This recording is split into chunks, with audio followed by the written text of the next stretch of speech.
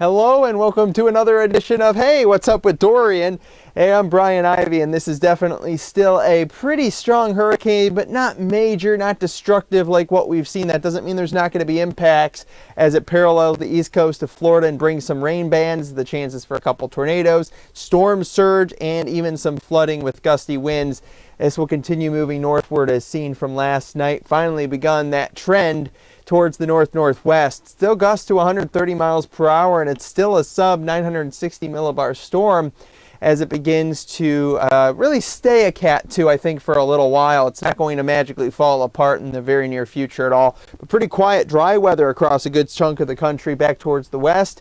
Here's Dorian. What you gonna do? What you gonna do? Well, you're gonna hit up paralleling that coast and right along it. So we got Charleston, South Carolina that's going to have impacts. Anything that abuts out towards like Cape Hatteras and stuff like that, that'll be the bigger impacts. Otherwise, heavy rain, gusty winds, little storm surge.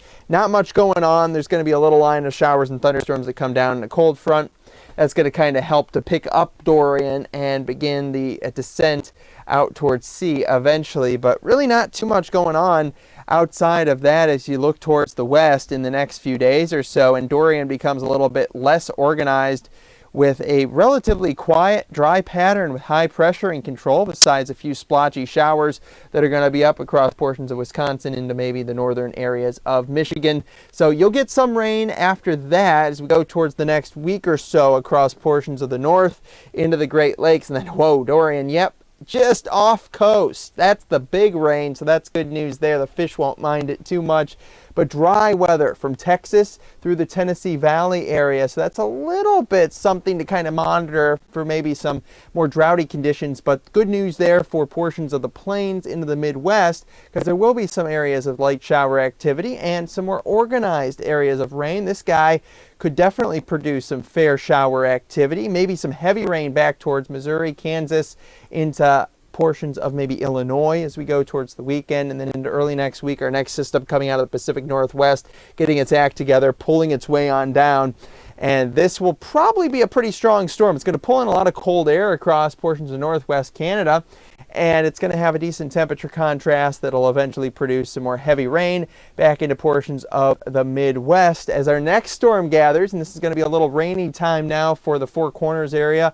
And then there you go. That's going to be pretty organized and could produce some heavy rain in spots. Other areas are going to really need it as you look across portions of the middle of the country. What about our temperatures? Well, it's overall going to be on the warmer side of things, but there's some battling out to do. Some big hints of fall will be coming down at times across portions of the north, contrasting with pretty warm and dry weather across much of the south, spreading back into the west and the desert areas at times, but then also getting areas of cold weather. As I mentioned, that will be some pretty decent cold air that gets pulled down, and we'll see how far it reaches. But compared to average, temperatures closer to average probably across the north, but certainly, again, some hints of pumpkin spice, apple cider type weather. Maybe a little hint, still far out, but it's never too early to prepare for winter. We have accurate weather information for great commercial snow removal operations. We're happy to help you out. Check us out at NeoWeather.